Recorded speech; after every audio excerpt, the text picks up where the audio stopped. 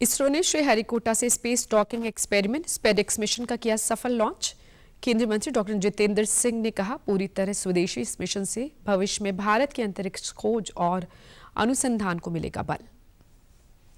सिरसा में आयोजित पूर्व मुख्यमंत्री ओम प्रकाश चौटाला की श्रद्धांजलि सभा में पहुंचे केंद्रीय मंत्री जगत प्रकाश नड्डा। कहा, उनके निधन से राजनीति में एक युग का हुआ अंत, प्रदेश के विकास में निभाई अहम भूमिका। प्रदेश की स्वास्थ्य मंत्री आरती सिंह राव ने कहा, टीबी को समाप्त करने के लिए राज्य में 25 मार्च तक चलेगा अभियान। एक साल में टीबी के खात्मे का है लक्ष्य।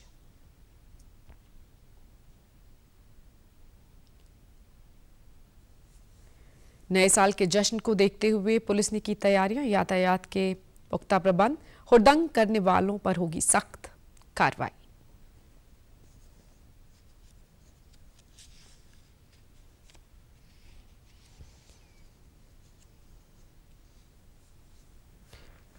नमस्कार, मैं हूं रजिंदर कौर। अब समाचार विस्तार से। भारतीय अंतरिक्ष अनुसंधान संगठन ने कल रात space docking experiment SpaDeX mission का सफल प्रक्षेपण किया। श्रीहरिकोटा के सतीश धवन अंतरिक्ष केंद्र से इसरो के PSLV-C-60 रॉकेट को 2 अंतरिक्ष यानों के साथ प्रक्षेपित किया गया। इससे अंतरिक्ष में डॉकिंग के प्रदर्शन में सहायता मिलेगी। PSLV-C-60 रॉकेट ने SDX-01 यानी चेजर और SDX-02 यानी टारगेट के नाम के 2 उपग्रहों को पृथ्वी की निचली कक्षा में सफलतापूर्वक स्थापित किया। ये दोनों उपग्रह अगले 10 दिनों में अंतरिक्ष में डॉकिंग पूरा करने के लिए आगे बढ़ाए जाएंगे। स्पेडेक्स मिशन का लक्ष्य अंतरिक्ष में डॉकिंग की क्षमता की उन्नत प्रौद्योगिकी का प्रदर्शन करना है, जो चंद्र अभियान और भारतीय अंतरिक्ष स्टेशन जैसे भविष्य के कार्यक्रमों के लिए अत्यंत महत्वपूर्ण है। यह मिशन कक्षा में डॉकिंग की भारत की क्षमताओं को आगे बढ़ाने की दिशा में एक अहम पड़ाव है। इसकी सफलता से जटिल अंतरिक्ष कार्यक्रमों के संचालन में इसरो की क्षमता में वृद्धि होगी और भविष्य में दूसरे ग्रहों के मिशन के लिए जमीन तैयार होगी। स्पेडेक्स मिशन के सफल लॉन्च पर आज प्रेस वार्ता कर केंद्रीय मंत्री डॉक्टर जितेंद्र सिंह ने कहा कि इसरो ने एक बार फिर हमें गर्व का एहसास कराया है। उन्होंने कहा कि साल 2024 भारतीय अंतरिक्ष क्षेत्र के लिए बेहद महत्वपूर्ण रहा है। साल 2024 का पहला दिन एक्सपोसेट के प्रक्षेपण के साथ शुरू हुआ। फिर आदित्य L1 मिशन को उसकी लक्षित हेलो कक्षा में स्थापित किया गया। उसके बाद अगस्त में पहला राष्ट्रीय अंतरिक्ष दिवस मनाया गया और कल इसरो द्वारा स्पेडेक्स मिशन का प्रक्षेपण किया गया। उन्होंने बताया कि गगनयान मिशन के लिए भी कई परीक्षण हुए हैं। परीक्षण लगभग पूरे हो चुके हैं और अगले साल किसी समय एक महिला रोबोट के साथ इसकी ड्रेस रिहर्सल होगी। पिछले 1 दशक के दौरान अंतरिक्ष क्षेत्र में सुधार कर एक माहौल तैयार किया गया, ये भी उन्होंने कहा। इसे निजी क्षेत्र के लिए खोला गया और स्पेस स्टार्टअप उभर कर सामने आए। उन्होंने कहा कि ये भारत की डॉकिंग क्षेत्र में पहला प्रयोग है। खास बात यह है कि ये पूर्णतः स्वदेशी है। इस मिशन से भविष्य में भारत के अंतरिक्ष में खोज और अनुसंधान को बल मिलेगा। Experiments undertaken by India as far as the docking technology is concerned. But I think what makes it special is that it is a purely indigenous technology. And that's why it's been appropriately named as Bharatiya Docking Technology. And that is very much in keeping with Prime Minister Modi's mantra of Atmanirbhar Bharat, or to and fro. This technology is going to enable us to accomplish that, which would be a sequel to Gaganyaan, and later on when we are planning to have the first Indian placing his foot on the surface of moon by the year 2040. And also when we have our own space station, which has been scheduled as of now for 2035. Sirsa के चौटाला गांव में आज प्रदेश के 5 बार के मुख्यमंत्री रहे ओम प्रकाश चौटाला की रस्म पगड़ी और श्रद्धांजलि सभा का आयोजन किया गया। इस मौके पर भाजपा अध्यक्ष और केंद्रीय मंत्री JP नड्डा, राज्यपाल बंडारू दत्तात्रेय और मुख्यमंत्री नायब सिंह सैनी सहित अन्य गणमान्य लोग उपस्थित रहे। सभी ने पूर्व मुख्यमंत्री ओम प्रकाश चौटाला के सियासत में दिए उनके योगदान को याद कर उन्हें नमन किया।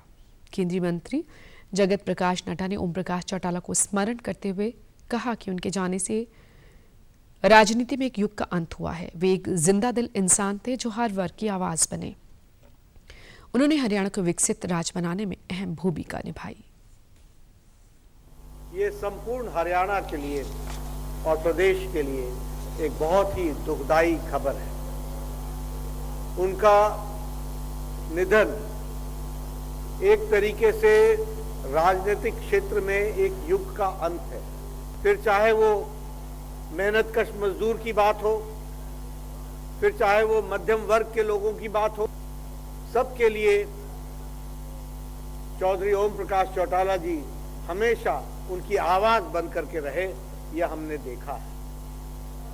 हमने ये भी देखा कि हरियाणा के विकास में बतौर मुख्यमंत्री उन्होंने अपना पूरा योगदान किया और विकास की राजनीति में उनकी भरपूर रुचि रही और इस तरीके से उन्होंने हरियाणा को विकसित राज्य के रूप में आगे बढ़ाने में अपनी बहुत बड़ी अहम भूमिका निभाई है। राज्यपाल बंडारू दत्तात्रेय ने कहा कि ओम प्रकाश चौटाला महान व्यक्तित्व थे। उन्होंने हरियाणा में कई मुद्दों पर खासकर कि पानी को लेकर जो संघर्ष किया वो इतिहास में दर्ज है। उन्होंने एनसीआर के राज्यों में हरियाणा को आगे बढ़ाने का काम किया। उनकी स्मृतियां लोगों के दिलों में हमेशा सुरक्षित रहेंगी। बहुत ही महान व्यक्ति रहे। हरियाणा के 5 बार मुख्यमंत्री रहे। वैसे ही उन्होंने उनका जीवन जो है संघर्षमय जीवन था। इतना ही नहीं, हरियाणा का प्रगति के लिए ओम प्रकाश चौटाला जी ने विशेष करके हरियाणा का पाने के लिए उन्होंने जो संघर्ष किया है, ये जो हरियाणा का इतिहास में लिखा हुआ है। हमारे बीच में आज ओम प्रकाश जी नहीं रहे, लेकिन उनका काम और उनकी सेवा और उनकी परिश्रम और उनकी लगन, मुझे विश्वास है हरियाणा के जनता के दिल में बराबर बैठे हुएगी। इस दौरान मुख्यमंत्री नायब सिंह सैनी ने कहा कि ओम प्रकाश चौटाला का जीवन खुली किताब रहा है। उन्होंने प्रदेश के लिए संघर्ष कर विकास को नई दिशा देने का काम किया। उन्होंने हमेशा समाज के हित की बात की। उनके गौरवशाली जीवन से हमें सीखने की प्रेरणा मिलती है। उनके योगदान को हमेशा याद रखा जाएगा। जिनका एक जीवन खुली किताब रहा है, जिनका जीवन हरियाणा प्रदेश के संघर्ष के लिए रहा है, जिन्होंने हरियाणा को विकास की एक नई दिशा देने का काम जिनकी देखरेख में हुआ है, ऐसे महान व्यक्तित्व चौधरी ओम प्रकाश जी चौटाला, जिनसे हमें भी सीखने को मिलता है, जिन्होंने समाज के लिए, हरियाणा प्रदेश के लिए जिनका पूरा जीवन रहा है, उन्होंने जहां भी समाज के हित की बात आई है, आगे आकर के चौधरी ओम प्रकाश जी चौटाला उसमें अपना योगदान देने का काम और लोगों तक लाभ पहुंचाने का काम उन्होंने किया है। इनेलो नेता अभय सिंह चौटाला ने अपने पिता को याद करते हुए कहा कि उनका जीवन संघर्ष और सेवा के जज्बे की मिसाल है। उनका मानना था कि सत्ता सुख भोगने का नहीं बल्कि सेवा का साधन है। वे एक कुशल राजनेता थे जिन्होंने प्रदेश की अर्थव्यवस्था को आगे बढ़ाकर कोने कोने का विकास किया। उनके समय में हरियाणा की अर्थव्यवस्था अपने शिखर पे थी। ब्यूरोक्रेसी पूरी तरह कर्मठ और अनुशासित थी। उनका जीवन और कार्य प्रणाली दोनों ही अपने आप में एक मिसाल थी। उनका नेतृत्व एक आदर्श नेतृत्व था। हरियाणा के कोने कोने में उन्होंने जो विकास किया, अक्षमता आंदोलन किए, संघर्ष के बिगुल बजाए, उन सब का परिणाम आपकी आंखों से हरियाणा की तीव्र गति और उन्नति की राह पे आज अग्रसर हुआ है। स्वास्थ्य मंत्री आरती सिंह राम ने जानकारी दी है कि प्रदेश से टीबी को खत्म करने के लिए 25 मार्च 2025 तक अभियान चलेगा और दिसंबर 2025 तक के 1 साल में टीबी के खात्मे का लक्ष्य रखा गया है। उन्होंने जारी एक बयान में नए वर्ष की शुभकामनाएं देने के साथ साथ लोगों से टीबी उन्मूलन अभियान में सहयोग के लिए आह्वान किया। उन्होंने जानकारी देते हुए बताया कि 100 दिवसीय टीबी उन्मूलन अभियान प्रदेश स्तर पर 7 दिसंबर 2024 से शुरू हुआ था। हरियाणा सरकार ने दिसंबर 2025 तक टीबी को प्रदेश से खत्म करने का लक्ष्य रखा।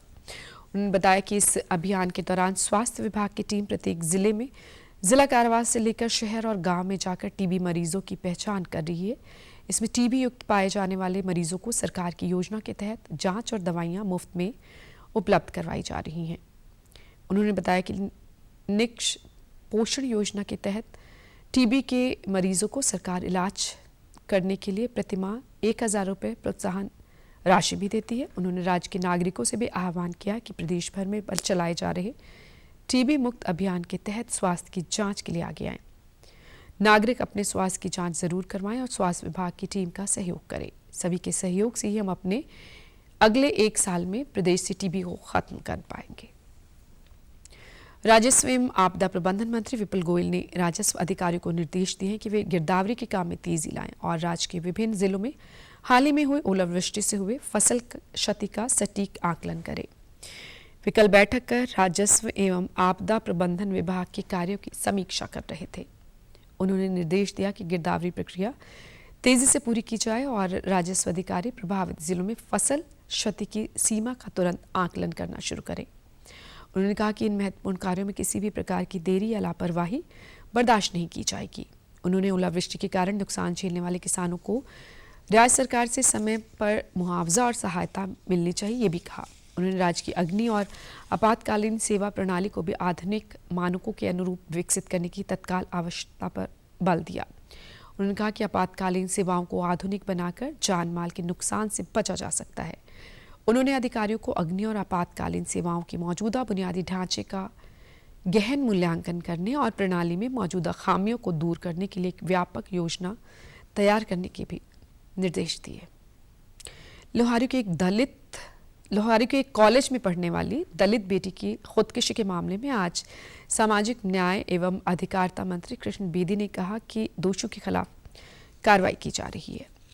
दोषियों के खिलाफ एफआईआर दर्ज की जा चुकी है और पुलिस दोषियों की धरपकड़ के लिए तत्परता से काम कर रही है। हरियाणा सिविल सचिवालय स्थित अपने कार्यालय में पत्रकारों से बातचीत करते हुए उन्होंने कहा कि इस मामले में पीड़ित बेटी के पिता ने पुलिस में शिकायत दर्ज कराई है कि कॉलेज के प्रिंसिपल और प्रिंसिपल के भाई पर दलित बेटी को मानसिक और शारीरिक रूप से प्रताड़ित करने के आरोप है। लोहारू थाने में इस संबंध में 27 दिसंबर को एफआईआर दर्ज हो चुकी है और पुलिस मुलजिमों को पकड़ने के लिए कार्रवाई में लगी है। सरकार और हमारी पुलिस एफआईआर नंबर 203 थाना लोहारू तारीख 27/12/2024 8:37 पर उस बेटी के पिता के बयान के ऊपर यह मुकदमा दर्ज करती है। एक तरफ तो सरकार कोई बेटी अपनी जान खोती है उसके दोषियों के खिलाफ कार्रवाई करने की मजबूती से पैरवी करती है, परंतु दूसरी तरफ कांग्रेस के लोग ये आरोप लगाते हैं कि हम पर राजनीतिक तौर पर इस प्रकार के शिकंजे कसे जा रहे हैं। आज इससे भी बड़ी दुखद घटना तो एक और हुई कि वो कांग्रेस के नेता ट्वीट करते हैं और कहते हैं कि सरकार की नाकामी है क्योंकि बेटी की फीस नहीं भर सकी इसलिए उसने आत्महत्या कर ली। उन्होंने कहा कि इस मामले में ट्वीट करने वाले नेताओं को दोषियों के खिलाफ कार्रवाई करने की बात करनी चाहिए। उन्होंने कहा कि आधा अधूरा ट्वीट करके ये नेता दोषियों को बचाने में लगे हैं। उन लोगों को दलित बेटी को न्याय दिलाने के लिए काम करना चाहिए। मुख्यमंत्री नायब सिंह सैनी ने कल धर्मनगरी कुरुक्षेत्र के समग्र विकास के लिए चल रहे विकास कार्यों को लेकर कुरुक्षेत्र विकास बोर्ड के पदाधिकारियों और उच्च अधिकारियों के साथ समीक्षा बैठक की। इस बैठक में सभी तीर्थों के विकास व्यवस्था का आकलन और अंतर्राष्ट्रीय गीता महोत्सव को और भव्य बनाने की संभावनाओं पर चर्चा की गई। इस दौरान उन्होंने कहा कि प्रधानमंत्री नरेंद्र मोदी के विकास भी विरासत भी के मंत्र के साथ ब्रिज की 84 कोस यात्रा की तर्ज पर कुरुक्षेत्र में 48 कोस तीर्थों की यात्रा शुरू की जाएगी। 48 कोस में 367 तीर्थ स्थल हैं। उन्होंने कहा कि तीर्थ स्थलों के जीर्णोद्धार के लिए हमारी सरकार संकल्पबद्ध है। इस मौके पर गीता मनीषी स्वामी ज्ञानानंद जी महाराज भी उपस्थित थे। मैराथन पर निकली सोनीपत जिले की सान्या पांचाल का अंबाला छावनी पहुंचने पर स्वागत किया गया। कैबिनेट मंत्री अनिल विज ने कहा कि शहीद हुए सैनिकों की स्मृति में कश्मीर से कन्याकुमारी तक मैराथन पर निकली हरियाणा की बेटी सान्या पांचाल एकता और महिला सशक्तिकरण का संदेश लेकर यात्रा पर निकली है और वह उसे अपनी शुभकामनाएं देते हैं। उन्होंने कहा कि हमारे देश में कई धर्म, भाषाएं और जातियां हैं, लेकिन पूरा भारत एक है। उन्होंने कहा कि नारियल केरल में समुद्र के किनारे पैदा होता है और कश्मीर में वैष्णो देवी माता के दरबार पर चढ़ाया जाता है। यह युगों युगों से हमारी परंपरा रही है। एकजुट रहकर हम मुसीबतों का मुकाबला कर सकते हैं।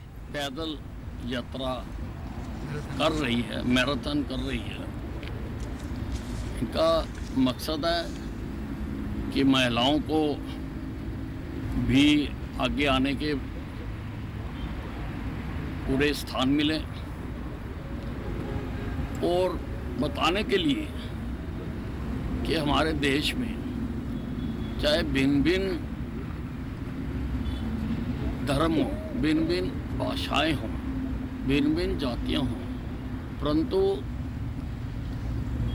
कश्मीर से लेके कन्याकुमारी तक भारत एक है। इस दौरान उन्होंने मैराथन पर निकली सान्या को प्रोत्साहन स्वरूप अपने स्वैच्छिक कोष से 1 लाख रुपए देने की भी घोषणा की। 13 दिसंबर को कश्मीर के लाल चौक से सान्या ने अपनी मैराथन शुरू की थी, जो अप्रैल में कन्याकुमारी पहुंचकर पूरी होगी। सान्या ने बताया कि महिलाओं को आगे लाने, शहीद सैनिकों के सम्मान और हरियाणा का नाम ऊंचा रखने के मकसद से वह देश के एक कोने से दूसरे कोने तक जा रही है। और अपने जो फौजी भाई और महान आदमी जो शहीद हुए हैं उनकी शहादत के लिए और अपने तिरंगे की शान के लिए और अपने हरियाणा का नाम भी मैं रोशन करना चाहती हूँ। अब से कुछ घंटे बाद ही साल 2025 दस्तक देने जा रहा है। ऐसे में लोग नए साल के जश्न मनाने की तैयारी कर रहे हैं। महेंद्रगढ़ जिले में नववर्ष 2025 के स्वागत में किसी भी प्रकार की हुड़दंगबाजी और नशे में वाहन चलानों पर पैनी नजर रखी जाएगी। शरारती तत्वों से सख्ती से निपटने के लिए पुलिस ने तैयारी कर ली है। ऊंची आवाज में डीजे बजाने वालों पर भी कार्रवाई की जाएगी। डीएसपी सुरेश कुमार ने बताया कि जिला के सभी थानों और चौकी प्रभारियों को निर्देश दे दिए गए हैं। रात में अलग अलग स्थान पर नाकेबंदी करके चेकिंग की जाएगी। आज रात नए साल के जश्न को देखते हुए कानून एवं शांति व्यवस्था बनाए रखने के लिए व्यापक प्रबंध किए गए हैं। यातायात व्यवस्था को सुचारू बनाए रखने पर भी ध्यान दिया गया है। असामाजिक तत्वों की प्रत्येक गतिविधि पर पुलिस की विशेष नजर रहेगी।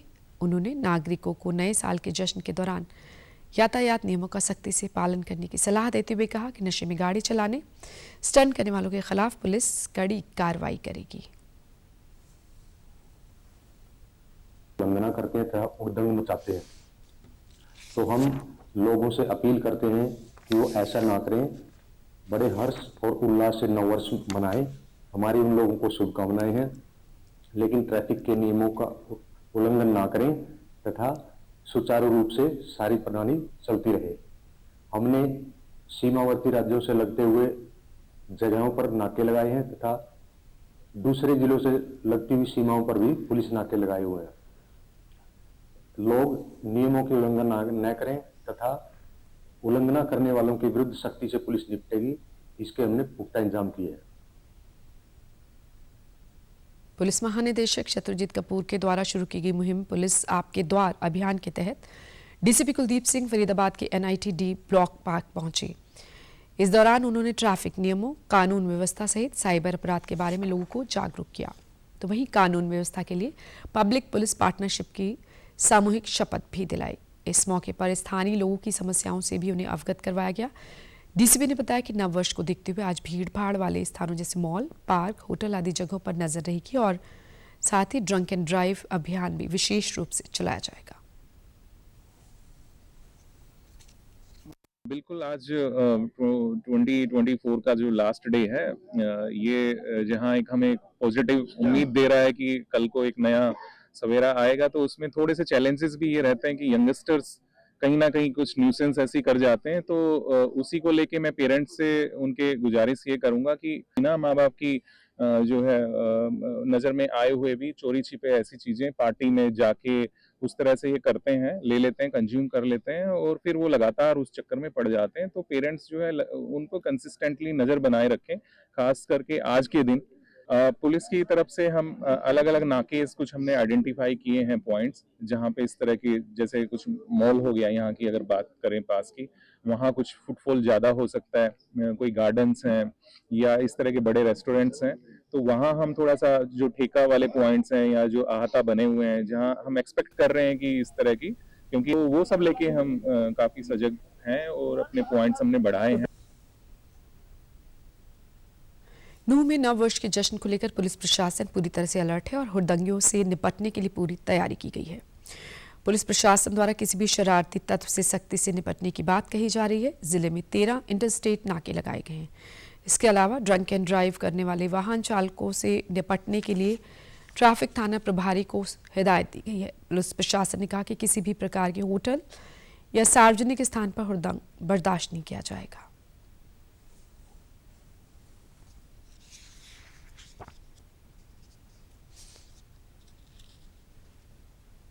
सबसे पहले तो नए साल का एंड होने वाला है और पुराने साल का एंड होने वाला है, नया साल स्टार्ट होने वाला है। मैं सभी अपने मेवात के निवासियों को इसकी मुबारकबाद देता हूं और भाई सबसे अनुरोध करता हूं कि भाई शांतिपूर्वक अपना मनाए, हरोसोल्लास से इस चीज़ का आगमन करें नए साल का। और जो हमारा पुलिस की तरफ से प्रशासन पूरा मुस्तैद है। हमने अपने जो सभी नाकेज हैं, 13 नाके हैं इंटर स्टेट के भी लगाए हुए हैं और जो भी हमारे SHOs हैं, चौकी इंचार्ज, उनको हमने स्पेशल डायरेक्शन दी हुई है, भाई कोई भी इस तरह का हुड्डड़बाजी करेगा उसके खिलाफ हम सख्त कार्रवाई करेंगे। नाके लगे हुए हैं, उनको स्पेशल हमने हिदायत दी हुई है, भी चेकिंग करेंगे। कोई भी इस तरह कोई शरारती तत्व शराब का सेवन करता मिलता है तो उसके खिलाफ चलान भी करेंगे और जो लीगल प्रोसीजर उसके खिलाफ हम कार्रवाई करेंगे। सर, ट्रैफिक नियमों की अगर बात करें तो उनको लेकर किस तरह क्या है? ट्रैफिक नियम के हमारे जो SHO हमारा ट्रैफिक वाला, उनको हिदायत दी हुई इस तरह के जो आते हैं उनके खिलाफ चलान करें और जो भी मैक्सिमम से मैक्सिमम जुर्माना वो फाइन पे हम कराएंगे। कैथल में बेघर लोगों को कड़ाके की सर्दी से बचाने के लिए नगर परिषद द्वारा रैन बसेरे चलाए जा रहे हैं। इसके अलावा बस स्टैंड पर भी अस्थायी रैन बसेरा बनाया गया है, जहां जरूरत के समय लोग रात बिता सकते हैं। रैन बसेरों में सर्दी से बचने के लिए बिस्तर और कंबलों सहित पानी, बिजली और स्वच्छता की व्यवस्था भी की गई है। इसके अलावा रैन बसेरों की लोकेशन बताने के लिए भी जगह जगह साइन बोर्ड लगाए गए हैं। जिला प्रशासन ने लोगों से अपील की है कि कोई भी व्यक्ति खुले में ना सोए। जरूरत के समय लोग इस सेवा का लाभ उठाएं और सुरक्षित और सुविधाजनक ठहराव की सुविधा प्राप्त करें। जिला प्रशासन ने सामाजिक एवं धार्मिक संस्थाओं से आह्वान किया कि वे भी हर वर्ष की तरह इस बार भी असहाय लोगों को कंबल आदि वितरित करें। अस्थायी रैन बसेरा के सुपरवाइजर लखविंदर ने बताया कि सर्दी में यात्रियों के लिए रात को सोने के व्यापक प्रबंध किए गए हैं। उन्होंने बताया कि इस बस में बनाए गए रैन बसेरे में 2 कर्मचारियों की ड्यूटी लगाई गई है, जो यहाँ रुकने वाले लोगों के आधार कार्ड देखकर उनका नाम और मोबाइल नंबर रजिस्टर में दर्ज करते हैं।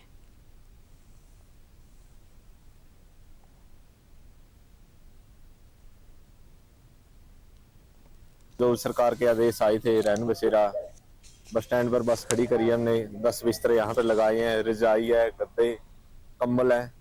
कोई भी रात्रि को जो घर लेट हो जाता है, किसी कारण से पहुंच नहीं पाता है, रुक सकता है यहाँ पे। और किसी को कोई सुविधा चाहिए तो यहाँ उपलब्ध करवा देते हैं। सर्दी से बचने के लिए उपाय किया हुआ है। हाँ, सुरक्षा के प्रबंध किए हुए हैं जी। यहाँ रजाई, कंबल और भी कोई जो व्यवस्था होनी चाहिए सब कर रखी है। यहाँ 2 कर्मचारियों की ड्यूटी भी लगाई हुई है रात को जी, और रजिस्टर लगाया हुआ है एक। जो कोई रुकता है उससे एक आधार कार्ड लिया जाता है और उसका फोन नंबर। रैन बसेरा में रुकने वाले लाभार्थियों और अन्य नागरिकों ने कहा कि पिछले कई दिनों से कड़ाके की सर्दी पड़ रही है। ऐसे में कई यात्रियों को अपने घर जाने के लिए बस नहीं मिलती तो वे रात को ठहरते हैं। यात्रियों के रुकने के लिए प्रशासन ने ये बहुत अच्छा कदम उठाया है। उन्होंने कहा कि इस रैन बसेरे में ठंड से बचने के लिए अच्छी सुविधाएं प्रदान की जाती हैं। अच्छा काम किया सरकार ने, बारिश भी में उसके लिए बढ़िया काम है। सारा पूरा सही है, ना कड़ी नाका मिलता है, फिर विश्राम तो करने पड़े। पूरे बढ़िया काम किया सरकार। ये प्रशासन ने अच्छा काम किया है। रात में कोई मुसाफिर रात में रुक जाता है और जिनको बस नहीं मिलती है, साधन नहीं मिलता है, और रात में यहाँ रह सकते हैं। इसके अंदर रजाइयाँ भी हैं और गद्दे भी अच्छे डाल रखे हैं। रात में कोई परेशानी वाली बात नहीं है। रात में एक सिक्योरिटी वाला भी रहता है यहाँ पे। प्रशासन ने अच्छा काम किया है सर। अच्छा किया है और ये अपने कैथल जिले से बहुत अच्छा काम हुआ है। जैसे गरीब है जिसके पास होटल जाने का किराया नहीं और होटल रहने का कोई रूम का किराया दे नहीं सकता, और ये अपने हरियाणा से प्रशासन ने बहुत अच्छा किया है। गरीब है जो किराया नहीं दे सकता रूम का, तो वो यहाँ के रह सकता है। रजाई की गद्दे की व्यवस्था अच्छी है, बहुत अच्छा, धन्यवाद करता मैं। कड़ाके की ठंड को देखते हुए भिवानी में भी रैन बसेरे का इंतजाम किया गया है। इसमें 40 से 50 राहगीर आश्रय पाकर ठंड में रात गुजार सकते हैं। कपा देने वाली ठंड जानलेवा भी साबित हो सकती है। ऐसे में जिला प्रशासन और नगर परिषद द्वारा रात्रि ठहराव के लिए अस्थायी रैन बसेरे बनाए गए हैं। भिवानी के एसडीएम महेश कुमार ने बताया कि प्रदेश सरकार द्वारा सभी जिलों में जिला परिषद, नगर पालिका और नगर निगमों के माध्यम से रैन बसेरों की व्यवस्था की गई है, जहां वे राहगीर आश्रय ले सकते हैं। वहीं ग्रामीण स्तर पर पंचायतों को रैन बसेरे उपलब्ध करवाए जाने के निर्देश प्रशासन द्वारा दिए गए हैं। तो उसके अनुरूप ही एक शेल्टर होम जो बेसहारा और जो बाहर रहते हैं लोग, उनके लिए तैयार किए जाते हैं। तो इसी के उपलक्ष्य में हमारे म्यूनिसिपल कमेटी भवानी खेड़ा में और म्यूनिसिपल काउंसिल भिवानी में भी रात्रि के ठहराव के लिए शेल्टर होम्स बनाए गए हैं। इनका निरीक्षण भी हमारे द्वारा किया गया था और इसमें पाया गया कि जो जो बेसिक नेसेसिटीज़ हैं वो फुलफिल की गई हैं। समय समय पर इसका उचित निरीक्षण भी किया जाता है। तो इस ठंड के मौसम में जो हमारे जो यात्री हैं या जो बेसहारा व्यक्ति हैं, निराश्रित हैं, तो उनके लिए हमारे द्वारा समुचित व्यवस्था शेल्टर होम की करी गई है। भिवानी में कहाँ का बना है? भिवानी में हमारा जो शेल्टर होम है, म्यूनिसिपल काउंसिल का जो ऑफिस है, वहाँ पे शेल्टर होम बनाया गया है। इसके अतिरिक्त जो हमारा जो बस स्टैंड है, बस स्टैंड में हमारे द्वारा शेल्टर होम की एक स्थापना की गई है। जरूरतमंदों के लिए जिला प्रशासन ने बस स्टैंड, रेलवे स्टेशन और अन्य सार्वजनिक स्थानों पर रैन बसेरा स्थापित किए जाने की सूचना भी दी है, ताकि बाहर घूमने वाले बेसहारा लोग सर्द रात में इन रैन बसेरों में ठिकाना पाकर ठंड से बच सकें। मुख्य सचिव डॉक्टर विवेक जोशी ने आज 5 प्रमुख विभागों की 11 बुनियादी ढांचागत परियोजनाओं की समीक्षा की। 5,758 करोड़ रुपए की अनुमानित लागत वाली इन परियोजनाओं में ऊर्जा विभाग की 4, कृषि एवं किसान कल्याण विभाग की 3, पशुपालन एवं डेयरी विभाग की 2 और नागरिक उड्डयन और स्वास्थ्य विभाग की 1-1 परियोजना शामिल है। इस दौरान मुख्य सचिव ने कहा कि निर्धारित समय सीमा के बाद परियोजनाओं में अनावश्यक देरी बर्दाश्त नहीं की जाएगी। यदि कोई कॉन्ट्रैक्टर या एजेंसी परियोजना को समय पर पूरा नहीं करती तो संबंधित विभाग उसके खिलाफ तत्काल कार्रवाई करे और परियोजना को जल्द पूरा करवाने के लिए जरूरी कदम उठाएं। उन्होंने सभी विभागों को अपनी परियोजनाओं की प्रगति पोर्टल पर अपडेट करने को कहा। मुख्य सचिव ने अधिकारियों को निर्देश दिए कि पिंजौर में बनाई जा रही सेब, फल और सब्जी मंडी के निर्माण के कार्य में तेजी लाई जाए और इसकी निरंतर मॉनिटरिंग भी की जाए। उन्होंने कहा कि करनाल में स्थापित किए जा रहे महाराणा प्रताप बागवानी विश्वविद्यालय परिसर के मुख्य भवन और हॉस्टल को प्राथमिकता के आधार पर पूरा किया जाए, ताकि विद्यार्थियों को जल्द से जल्द यह सुविधा मिल सके। बैठक में बताया गया कि हिसार में स्वर्ण जयंती इंटीग्रेटेड एविएशन हब के दूसरे चरण का निर्माण कार्य लगभग पूरा हो चुका है और एयरपोर्ट बिल्डिंग और इससे जुड़े शेष काम भी जल्द पूरे हो जाएंगे। उल्लेखनीय है कि इस एविएशन हब के बनने से प्रदेश में एयर कनेक्टिविटी मजबूत होगी। सामाजिक न्याय मंत्री कृष्ण कुमार बेदी की अध्यक्षता में कल पानीपत के लघु सचिवालय में जिला कष्ट निवारण समिति की बैठक हुई। बैठक में 15 सूत्रीय एजेंडे के तहत समस्याओं की सुनवाई की गई, जिसमें 8 समस्याओं का मौके पर ही समाधान किया गया और 6 समस्याओं को आगामी सुनवाई के लिए रखा गया। एक समस्या को रद्द कर दिया गया। इस दौरान उन्होंने कहा कि आम आदमी के साथ न्याय करना राज्य सरकार की प्राथमिकता है। उन्होंने अधिकारियों को निर्देश दिए कि वे अपने कार्य में पारदर्शिता बरतें और जन समस्याओं का ईमानदारी के साथ समाधान करें। इस बुलेटिन में फिलहाल इतना ही। इजाजत दीजिए। नमस्कार।